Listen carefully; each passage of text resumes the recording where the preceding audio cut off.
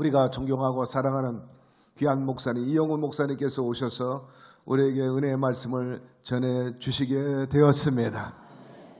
우리 유수하시고 유명하신 이영훈 목사님에 대해서 특별히 소개할 필요도 없어요. 우리가 너무나 잘 알다시피 여의도 순복음교회 당회장님이시며 위임 목사님이시고 또 기독교에 대한 하나님의 성의 교단의 대표 총회장님 되시고 또한 한국교회 총연합회 공동대표 회장으로 국내외 크게 널리 하나님 나라를 위해서 많은 영혼들을 위해서 애쓰시고 선봉해서 귀한 목사님이신 것입니다. 우리 모두가 사랑하는 오늘 목사님 모시게 된 것을 아주 기쁘게 생각합니다. 오늘 기대도 좋습니다. 서로 한번 축복하세요. 오늘 은혜 듬뿍 받읍시다. 이제 목사님 나오실 때 우리 다 같이 두 손 들고 할렐루야로 환영 영접하도록 하겠습니다. 할렐루야.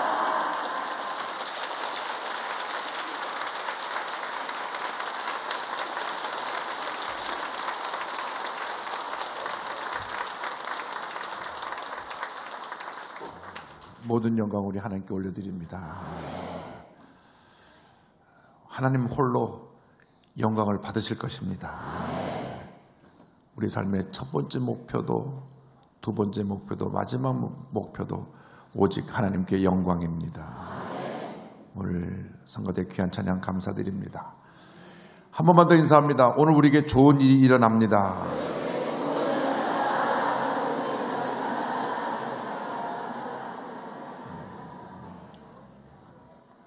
오늘 특별히 히브리서 11장 6절 말씀 가지고 믿음의 역사라는 제목으로 함께 은혜 나누기 원합니다. 우리가 일생 살아가면서 체험할 수 있는 기적 중에 가장 큰 기적은 예수 믿고 하나님의 자녀가 되는 것입니다. 이보다 더 큰 기적이 없고 이보다 더 큰 축복이 없고 이보다 더 큰 은혜가 없습니다. 나 같은 죄인이 구원받아 하나님 자녀가 되었기 때문에 주님 감사합니다. 감사합니다. 감사합니다. 감사합니다. 우리 일생은 감사의 일생이 되어야 합니다. 그런데 우리가 신앙생활을 하면서 어떻게 해야 날마다 주님 안에서 승리하는 삶을 살아갈 수가 있느냐? 그 비결은 성령 충만입니다. 한번 따라하세요. 성령 충만. 성령 충만 받아야 죄와 싸워 이기고 문제와 싸워 이기고 절망과 싸워 이기고 질병과 싸워 이기고 가난 저주와 싸워 이기며 승리의 삶을 살아갈 수 있게 되는 것입니다. 반드시 우리가 성령 충만을 받아야 됩니다. 늘 우리는 성령으로 충만받고 또 재충만 받아서 영적 전쟁의 승리자의 삶을 살아야 합니다. 나아가서 우리 하나님을 기쁘시게 하려면 믿음이 충만해야 됩니다. 하나님은 믿음의 삶을 찾고 계십니다. 하나님은 단 한 번도 부정적인 사람, 입만 열면 원망 불평하는 사람들과 함께 일하신 적이 없습니다. 성경 전체는 긍정적인 믿음의 사람과 함께한 하나님의 역사를 기록하고 있는 것입니다. 그러므로 우리 모두가 강력한 믿음의 사람들이 되어야 합니다.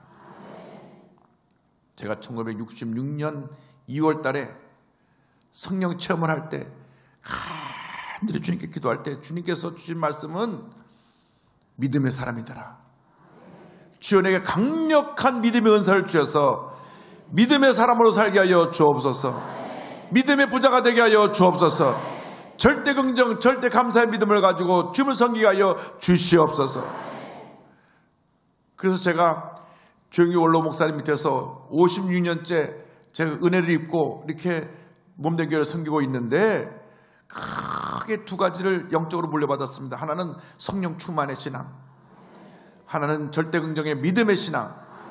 성령 충만과 믿음 충만이 우리의 삶에 위대한 하나님의 역사를 이루게 되는 것입니다. 그러므로 여러분 한 사람도 빠짐없이 모두가 올해 성령 충만, 믿음 충만한 주님의 일꾼 되시기를 주님의 이름으로 축원합니다. 주여 우리를 날마다 성령으로 충만케 하여 주옵소서. 약속의 말씀 붙잡고 성령으로 충만하여 죄와 가난과 저주와 질병과 싸워 승리하며 하나님의 영광을 나타내는 우리 모두가 되게 하여 주시옵소서. 동시에 우리가 믿음으로 충만하여 절대 긍정의 믿음을 가지고 거룩한 꿈을 꾸며 날마다 하루하루를 믿음으로 정복해 나가는 우리 모두가 되게 하여 주시옵소서. 우리의 입술의 고백이 긍정의 고백이 되게 하여 주옵시고, 우리의 입술의 고백이 늘 주님을 찬양하며 거룩한 꿈을 선포하는 고백이 되게 하여 주시옵소서.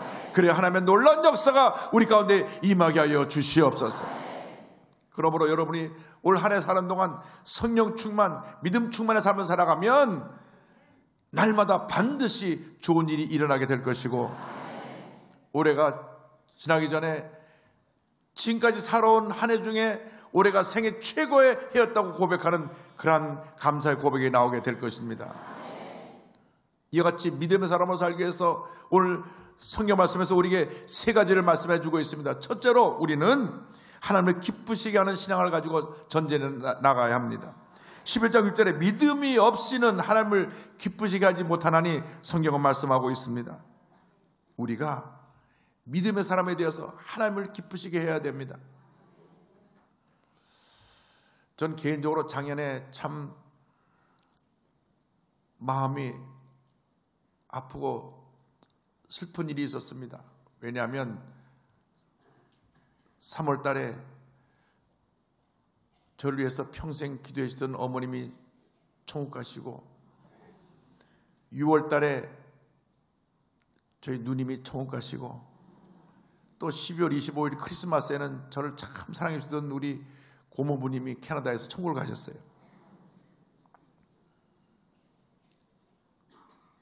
천국 가시고 나서 뒤돌아보니까 참 더 우리 어머님 살아계실 때 잘 모셨어야 되는데, 어머님을 더 기쁘게 해드렸어야 되는데 아쉬움만 남아 있습니다.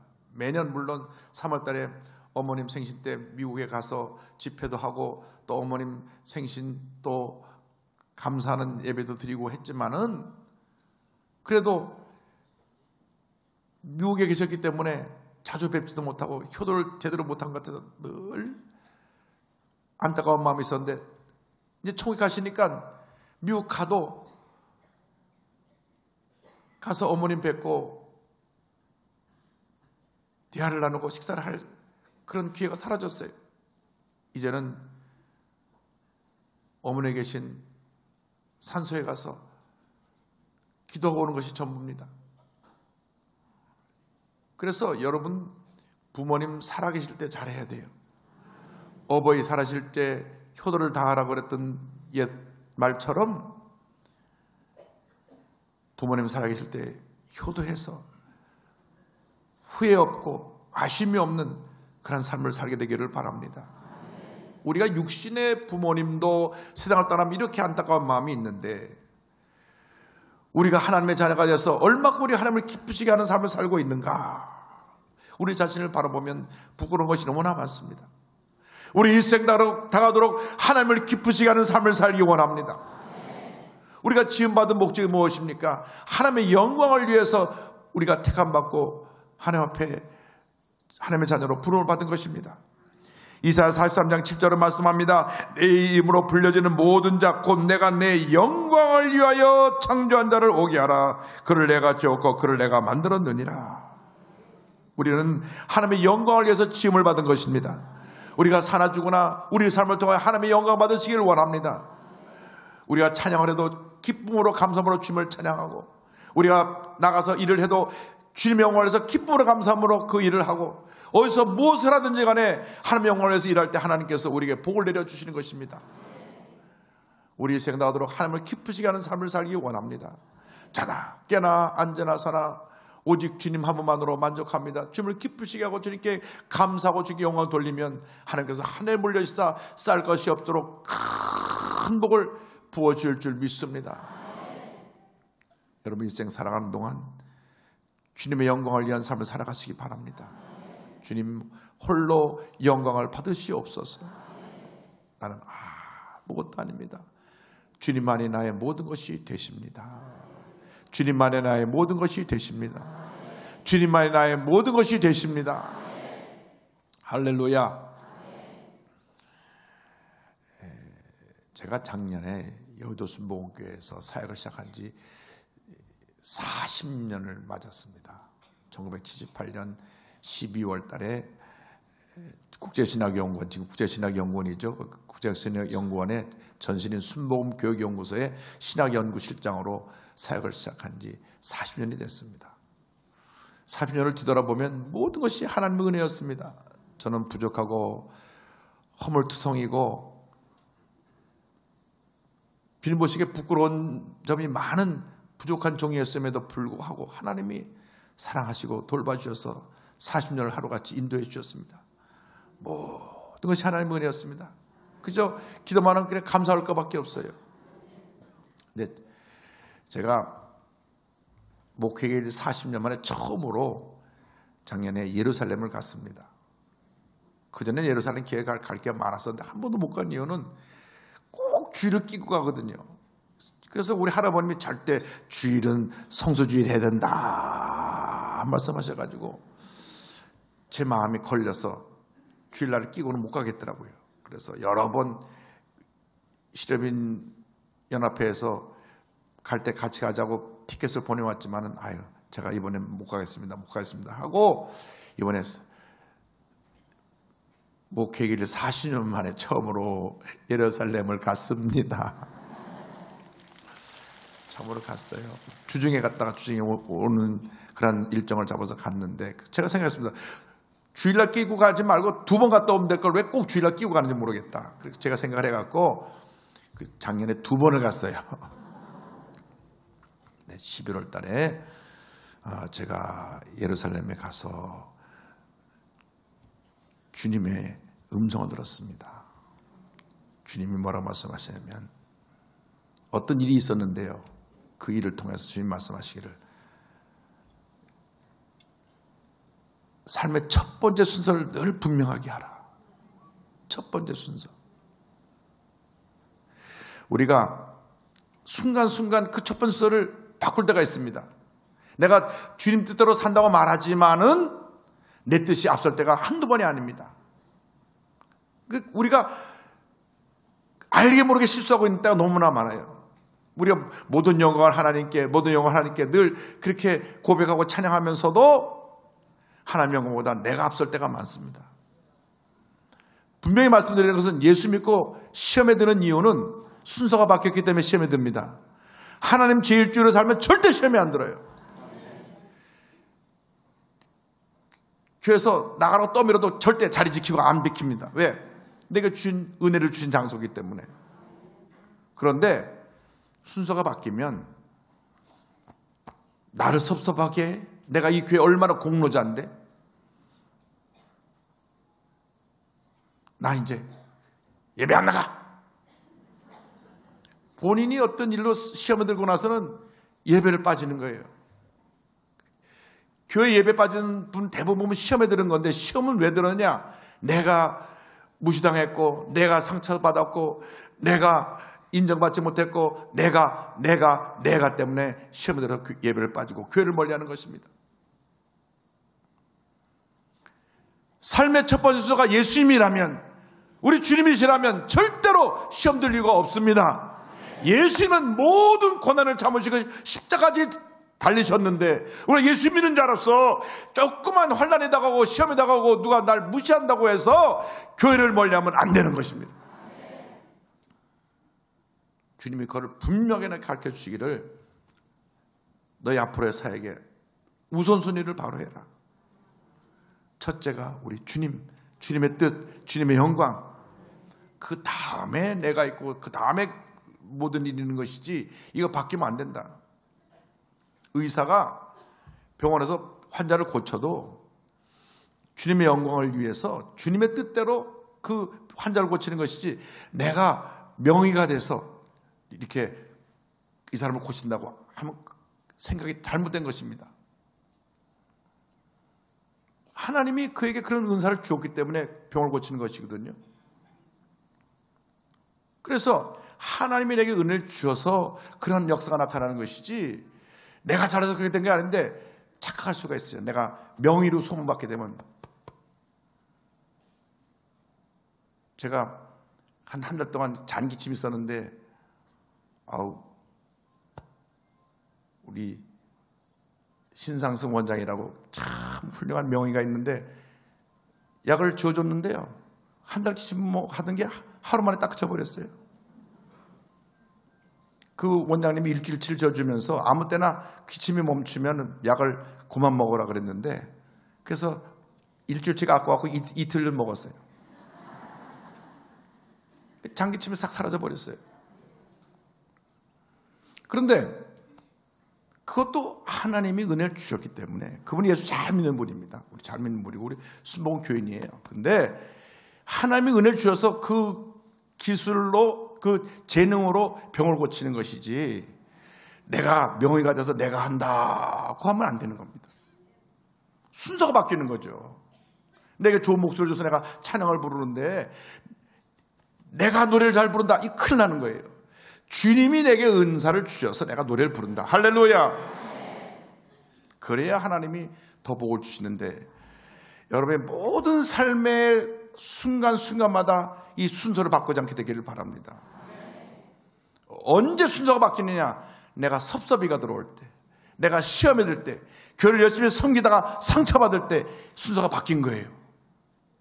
주님이 나의 삶의 첫 번째 순서라면 시험 들 일도 없고 섭섭할 일도 없고 내가 상처받을 일도 없는 것입니다. 오히려 그런 일을 통해서 감사하게 되는 것입니다. 내가 주님을 섬기다가 이런 어려운 일을 당한 것을 감사합니다.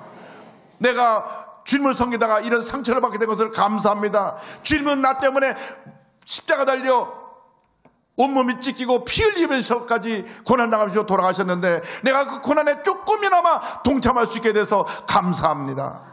오히려 감사하는 것입니다. 주님을 섬기다가 시험에 들고 누가 나를 핍박할 때 감사하면 믿음이 자라게 되고 하나님의 더 큰 복을 주시는 것입니다. 우리가 예수를 믿을 때 항상 이 첫 번째 순서를 잊지 않게 되기를 바랍니다. 요셉은 첫 번째 순서가 늘 바로 됐기 때문에 하나님이 형통의 복을 주셨어요. 창세기 39장 2절로 3절 보면, 노예로 팔려갔을 때 이와 같은 역사가 나타났느냐, 이와 같이 말씀합니다. 야훼께서 요셉과 함께 하심으로 그가 형통한 자가 되어 그의 주인 요셉 애굽 사람의 집에 있으니, 그의 주인이 야훼께서 그와 함께 하심을 보며 또 야훼께서 그의 범사에 형통하게 하심을 보았더라. 할렐루야. 우리가 하나님 제일주로 살면 하나님이 이렇게 은혜를 베풀어 주시는 거예요. 노예로 팔려갔는데도 형통하게 된 거예요. 이 노예 한 사람 때문에 그 집이 다 복을 받게 된 것입니다. 그런데요, 이 요셉이 억울하게 누명을 쓰고 감옥에 갑니다. 감옥에 갔을 때 그 감옥은 보통 감옥이 아니라 왕의 죄수를 가두는 감옥입니다. 그러니까 그 감옥을 간 것은 그 보디바라라고 하는 경호대장이, 너는 평생 거기서 있다 죽어라, 왕이 너를 알지도 못하니까, 그래서 집어넣은 겁니다. 그러나 그것은 하나님의 섭리입니다. 그 왕의 신하를 가두는 감옥에 들어갔기 때문에 거기서 왕의 신하의 꿈을 해몽해주고 나중에 애굽의 총리대신으로 그가 부름을 받게 되는데, 감옥에서도 하나님이 함께 하셨습니다. 39장 23절입니다. 간수장은, 교도소 소장은 그에게 맡긴 것을 무엇인지 살펴보지 아니하였으니 이는 야훼께서 요셉과 함께 하심이라. 야훼께서 그를 범사에 형통하게 하셨더라. 범사에 형통하게 하셨더라. 할렐루야.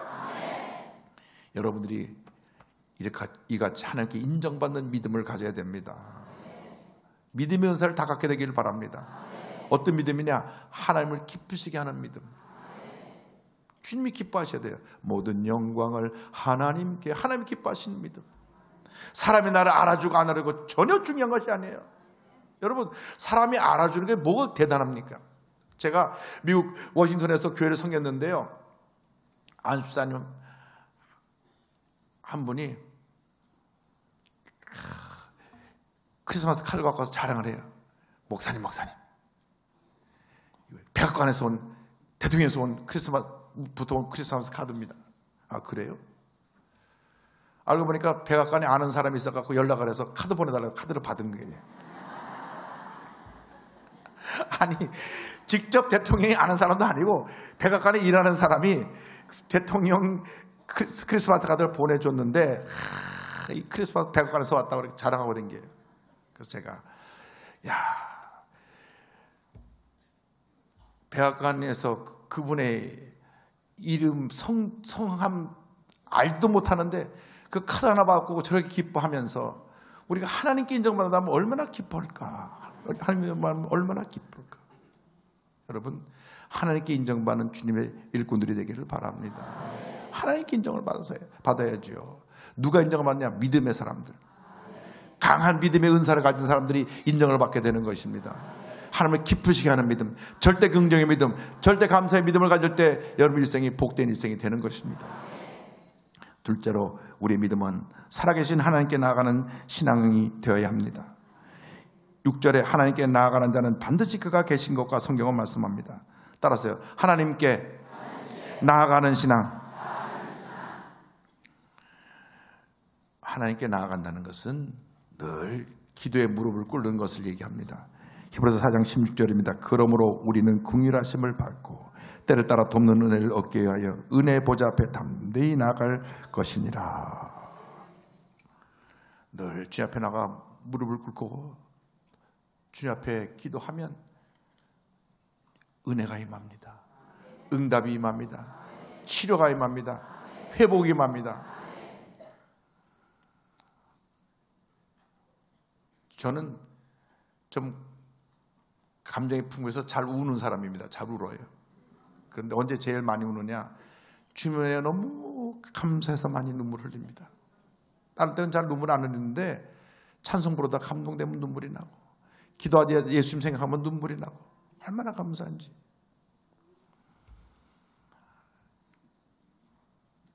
주님에 너무 감사한 거예요. 여러분, 주님께 위로하심을 받게 되기를 바랍니다. 세상 사람들이 나를 위로해 주지 못해요.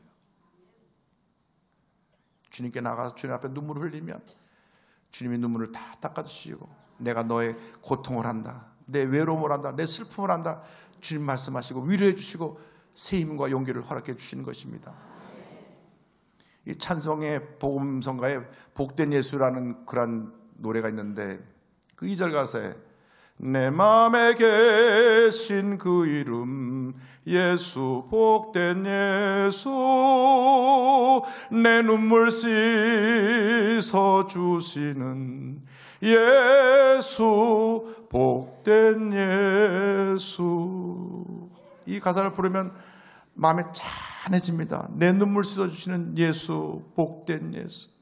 아, 귀하다 그의 이름, 갈보리 산의 어린 양, 귀한 생명 버리셨네 예수, 복된 예수. 할렐루야. 예수 복된 예수, 예수 복된 예수, 예수 복된 예수. 여러분, 주님이 여러분을 얼마나 사랑하시는데요. 왜 내가 힘들다, 어렵다, 버림받았다, 남이 알아준다고 입만 열면 불평하고 남 탓하고 그런지 모르겠어요. 주님 앞에 나와서 주님께 눈물로 기도하면 주님이 우리의 모든 형평과 사정을 하시고, 우리의 눈물을 닦아주시고, 우리의 아픔을 하시고, 우리의 슬픔을 하시고, 우리의 외로움을 하시고, 우리의 절망을 하시기 때문에 우리가 그 은혜로 사는 것입니다. 그 은혜로 사는 것입니다. 주님 한 분밖에 없습니다. 나는 예수님 한 분만으로 만족합니다. 예수님 한 분만으로 만족합니다. 할렐루야. 다윗이 고백했어요. 다윗이 시편 18편 1절에 나의 힘이신 야훼여 내가 주를 사랑하나이다. 여러분, 여러분의 신앙의 고백을 주님 한 분만으로 만족하고 나의 힘이신 주님, 내가 주님을 사랑합니다 고백할 수 있게 되기를 바랍니다. 한번 시편 18편 1절 고백합니다. 나의 힘이신 야훼여 내가 주를 사랑하나이다. 할렐루야. 다시 한번요. 나의 힘이신 야훼여 내가 주를 사랑하나이다. 나의 힘이 되시고 능력이 되시고 모든 것이 되시는 주님, 내가 주님을 사랑합니다. 주님 한 분만으로 만족합니다. 이것이 은혜이고, 이것이 축복이고, 이것이 믿음입니다. 다윗이 이 믿음 꽉 붙잡고 한평생 하나님께 쓰임받았습니다. 나의 힘이신 야훼여, 나의 능력이 되시고 나의 생명이 되시고 나의 모든 것이 되시는 주님, 내가 주님을 사랑합니다. 주님을 사랑하면 주님이 다 주시잖아요. 우리가 사랑하는 것이 너무 많아요. 이 세상 것들을 너무 좋아하다 보니까 주님이 멀어지는 것입니다. 주님을 사랑하면 이 모든 걸 다 주시는데 순서가 바뀌니까 다 뒤죽박죽이 되는 것입니다. 주님 사랑합니다. 주님 사랑합니다. 주님 사랑합니다. 주님 사랑합니다. 사랑을 고백하며 살아가는 여러분 되기를 바랍니다. 시편 37편 5절을 말씀합니다. 내 길을 야곱께 맡겨라. 그를 의지하면 그가 이루시고. 주님 앞에서 최선을 다하는 삶을 살아갈 때 하나님께서 복을 내려주십니다. 모세가 120년을 살았습니다. 120년. 처음 40년은 자기가 자기 삶의 주인이었어요. 자기 뜻대로 살아서 삶이 40년입니다. 세상적으로 잘 나갔습니다. 궁궐에서 왕자처럼 자랐으니까 공주의 왕자로서 아들로서 왕자처럼 자랐어요. 그 공주가 나중에 애굽의 그 여왕이 됩니다. 기록을 보면 이 모세를 기렸던 그 공주가 왕이 되는 그 기록이 나와 있는데, 그러니까 그 공주에게 잘 보이고 인정받으면 애굽의 왕도 될 수 있었는데, 그가 히브리인이라는 것을 깨닫고 나서 내가 이스라엘을 구원해보겠다 하다가 깨져가지고 광야로 쫓겨나게 됩니다. 내가가 강했던 40년, 내가. 우리 신앙생활의 첫 단계는 내가입니다.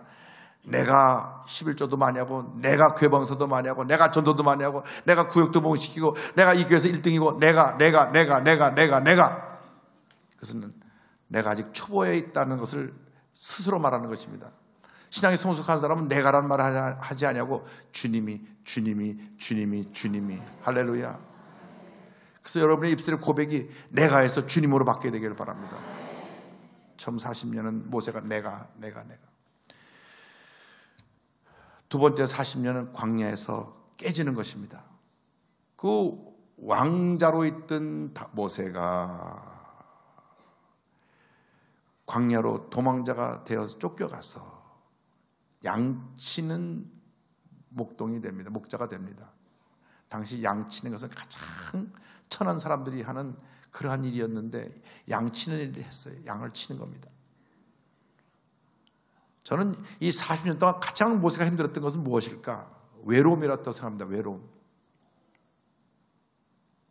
아무도 없잖아요. 눈만 뜨면 매매 양들만 울고 있고. 우리나라 노래도 그런 거 있어요. 해는 져서 어두운데 찾아오는 사람 없어.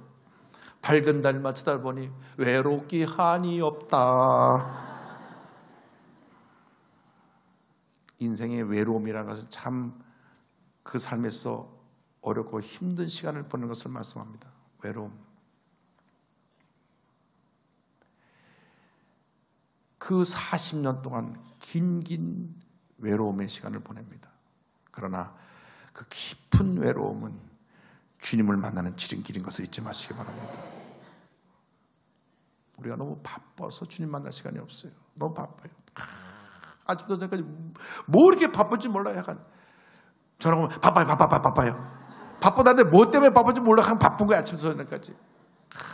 가정주부들은 아침 일어나서 막 새벽에 들어와서 막 아침밥하고 뭐하고 뭐 싹 또 애들 또 나가라면 또 집 청소하고 뭐 그건 또 점심 되고 또 그러면 또 저녁 되고 다다다다 하루 종일 바쁜 거예요.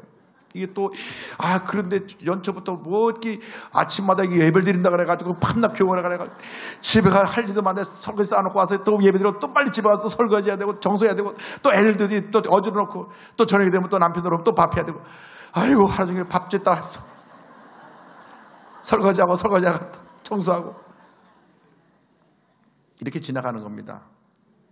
그러니까 바쁘다 보니까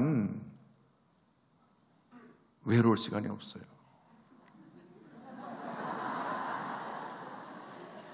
근데 외롭지 않다 보니까 주님 만날 시간이 없는 거예요.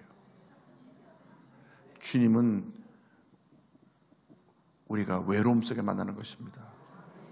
왜 예수님이 겟세마네 동산에 올라가서 제자 마지막에 셋만 데리고 올라 저 한적한 곳에 떨어져서 기도하셨을까? 성경을 보면 한적한 데 가서 혼자 기도하신 점이 많이 나와요. 예수님이 늘 산에 혼자 올라와서 기도하셨어요.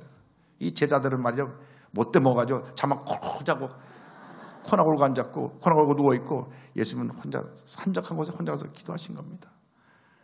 인생의 고독은 주님을 만나는 장소입니다. 주님께 더 가까이 나간 장소입니다. 제가 여의도교회에서는 얘기 안 한 얘기 여기 왔으니까 한번 해야죠. 혼자 병원에서 일주일 동안 누워본 적이 있습니다. 아무도 찾아오지 않고 그 외로운 시간에 주님과 24시간 대화합니다.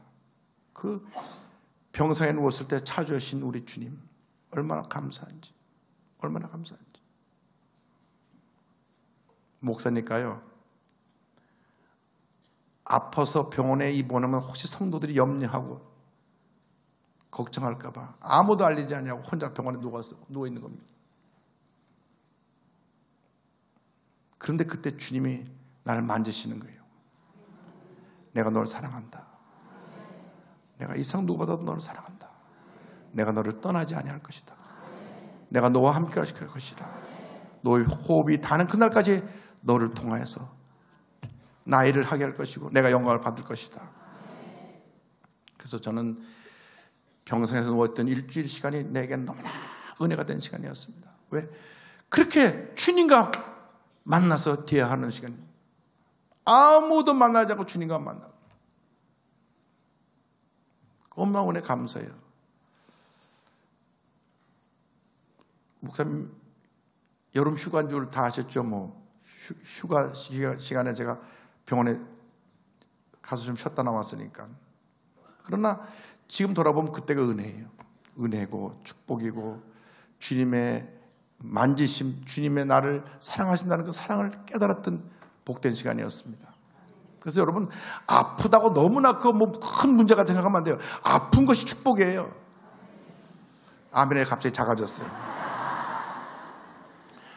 영적으로 말하면 아프기 때문에 주님을 더 의지하고 아프기 때문에 더 엎드려 기도하고 아프기 때문에 더 주님을 부여잡고 아프기 때문에 금식하고 주의 도우심을 간구하고 눈물 뿌려 기도하기 때문에 주님이 나를 만나주시는 것입니다.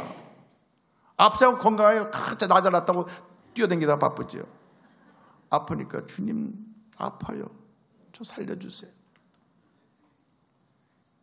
그러나 그 아픔이 하나님의 은혜와 축복으로 바뀌어진다는 것을 잊지 마시고 늘 준비 엎드려 눈물로 기도하고 또 기도하고 또 기도하고 또 기도했어요. 하나님께 인정받고 칭찬받고 상급받는 여러분 모두가 되기를 바랍니다. 셋째로 우리는 상 주신 하나님을 믿는 신앙을 가져야 됩니다. 따라서 상 주신 하나님을 믿는 신앙.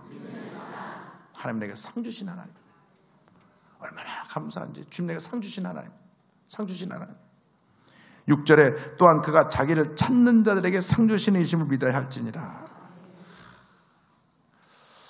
저는요 주님을 섬기는 것이 너무나 감사하고 누가 나한테 뭐라고 그러고 이렇게 도전이다고 고소고발을 하고 하여간 저는 별 희한한 일을 다 당해봤어요. 그런데 감사해요. 왜? 이런 고난은 지나가는 과정이고 장차 주님 주실 상급이 예비되어 있기 때문에. 주님이 상급을 예배해 들으시는데 내가 여기서 억울한 일 당하고 내가 아픈 일이 있고 내가 상처받는 일이 있고 이게 중요한 거 아닌 것 같아요. 주님 날 아시니까, 주님 날 인정하시니까, 주님 내 믿음을 보고 계시니까. 여러분들이 이 세상 사는 동안에 주님께 인정받고 주님이 우리를 기뻐하시고 주님 보시기에 합당한 믿음을 가지면 상급을 받게 되는 것입니다. 나는 못하지만 주님이 나와 함께 하시기 때문에 모든 어려움을 이겨내는 것입니다.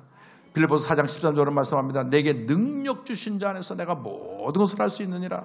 주님이 여러분과 함께 하시기 때문에 여러분의 모든 어려움을 헤쳐나갈 것입니다. 여러분이 있는 모든 질병과 싸워 이기게 되고 모든 가난과 저주와 싸워 이기게 되고 제일 힘든 게 사람과의 관계예요. 관계. 아니 세상 사람들은 막 멱살 잡고 싸우다가도 막걸리 한 잔 먹고 우리 친구혀? 그럼 끝나는데 말이에요. 우리 예수 믿는 사람은 마음이 간장종이보다 좁아가지고 다시 말하래! 고기 돌려버리고. 주일날 예배를 같이 나오면서도 얘기를 몇 달씩 안 하고 지내는 분들이 있어요. 여기는 없지만 저쪽 가면 몇 사람이 있어요. 이쪽 가면 저쪽 가서 앉고 저쪽 가면 저쪽 가서 앉고. 왜 그래요? 왜? 믿는 사람들끼리. 주님이 상급 주실 텐데 왜 우리끼리 관계가 그렇게 안 되어가지고 성도들끼리 갈등이 생기고 구역장님들이 또 권사님들이 이러면 안 된다는 거죠. 왜 장로님들을 뺐어요? 그럼 장로님들이 갈등하면 안 된다는 거예요. 이렇게 우리가 좋은 관계를 가져야지. 성령이 하나 되게 하신 것을 힘써 지키라. 똘똘이 하나가 돼야지. 하나가 돼야 돼요. 절대로 교회를 나누게 하는 역사는 있으면 안 됩니다. 마귀 역사예요. 주의 종을 중심으로 딱 하나가 돼요. 딱 하나가 돼서 성령 충만, 말씀 충만, 은혜 충만, 믿음 충만. 그러면 반드시 좋은 일이 일어나는 것입니다. 절대로 교회에 아픔을 주지 마세요. 성도들끼리 다퉈서 교회에 아픔을 주지 않게 되시길 바랍니다. 우리 주님이 슬퍼하시는 것입니다. 그래서 우리는 주님의 상고를 바라고 딱 한마음 돼서 나가면 하나님이 복을 주십니다. 제가 말씀을 이제 강영호 박사님 간증으로 말씀을 마무리합니다. 2012년 천국 가시는데요. 강영호 박사님 13살 때 축봉의 눈을 맞아갖고 장님이 맹인이 됐죠. 그리고 그 어머니가 충격 때문에 홀로 계신 어머니가 얼마 있다가 세상을 떠났습니다. 누님 하나 있었는데 이 누님이 방직 공장을 다니면서 동생을 돌봤어요. 그런데 얘기를 듣기를 불광동에 가면 누가 병 고치는 분이 있다 그래가지고 그 당시 조용기 전도사님. 그래서 이 동생 손을 잡고 물어 그 먼 길을 걸어서 대조동 그 깨밭에 천막교회까지 왔습니다. 근데 조영기 목사님이 처음 우리 강영호 학생을 보고 나서 이렇게 말씀하실 때요. 야, 나도 거지 목사지만 너는 왕거지구나.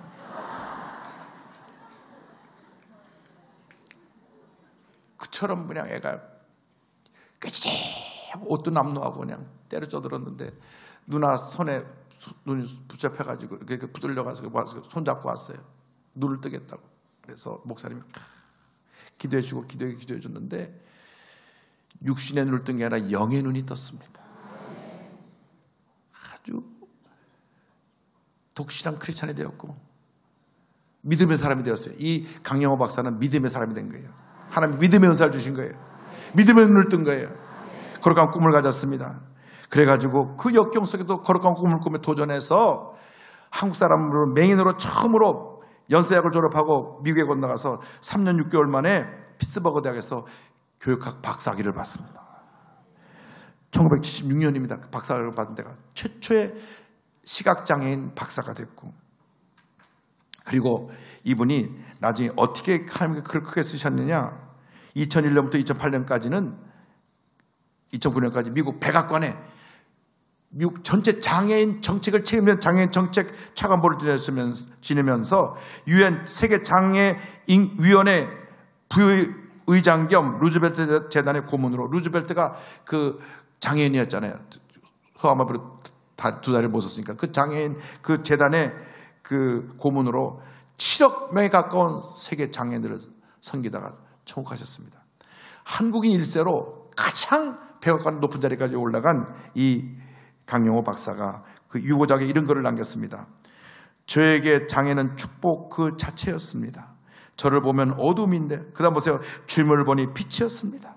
그래서 주님만 보았습니다. 장애는 불편함일 수는 있어도 불완전함은 아닙니다. 누구나 겪을 수 있는 질병과 같은 것입니다. 당신을 지배하는 생각의 장애, 마음의 장애, 영의 장애를 뛰어넘어 나의 장애보다 크신 하나님을 바라볼 때 꿈은 이루어집니다. 하나님은 저의 실명을 통해 저의 삶뿐만 아니라 세상을 바꾸셨습니다. 실명되기 전 저는 딱히 세상을 살아가는 목적이 없었습니다. 원대한 꿈을 가지고 세상에 나아가 이 세상을 더 아름다운 곳으로 만들겠다는 생각 같은 것은 해본 적이 없었던 것입니다. 그런데 실명을 하고 나서야 저는 꿈을 가졌습니다.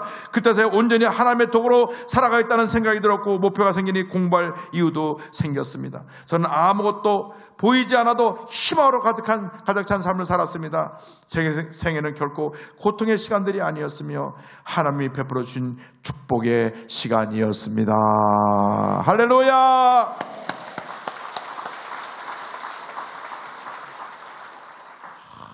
얼마나 감동이 됩니까? 이 장애의 고난의 시간이 축복의 시간이 되었다고 말합니다. 여러분이 어떤 장애를 갖고 있다 그래서 그것이 불편함이 될지언정 불완전함은 아니라는 것을 알고 오히려 그 장애가 축복의 도구인 것을 알고 더 기도 많이 하고 더 귀하게 크게 아름답게 위대하게 쓰임받는 여러분 모두가 되기를 바랍니다. 하나님께서 축복의 새해를 우리에게 선물로 주셨습니다. 어떻게 우리가 한 해를 살아가야 될까요? 절대 긍정의 믿음을 갖고 믿음의 사람이 되어서 여러분이 주신 믿음의 은사를 가지고 하루하루를 정복해 나가야 되기를 바랍니다. 그 믿음은 첫째로 하나님을 기쁘시게 하는 믿음이요, 둘째로 늘 하나님께 기도의 무릎을 꿇고 하나님께 나가는 신앙이요, 셋째로 하나님께서 우리의 꿈을 이루어주시고 상을 주신다는 것을 확실히 믿는 믿음이라는 걸 잊지 마시고 이 위대한 믿음으로 기적의 새해, 축복의 새해, 생애 최고의 해를 만들어가는 여러분 모두가 되시기를 주님의 이름으로 축원합니다. 기도하겠습니다. 사랑과 은혜와 자비가 원하신 하나님 아버지 감사드립니다. 저희들은 아무것도 아닌데 이렇게 저희를 사랑하여 주셔서 택하여 주시고 구원하여 주시고 믿음의 사람으로 만들어주고 주님 섬기게 하시니 감사합니다. 오늘 이렇게 전국에 650여 예배 초소에서 위성을 통하여 함께 예배드리는 것을 감사합니다.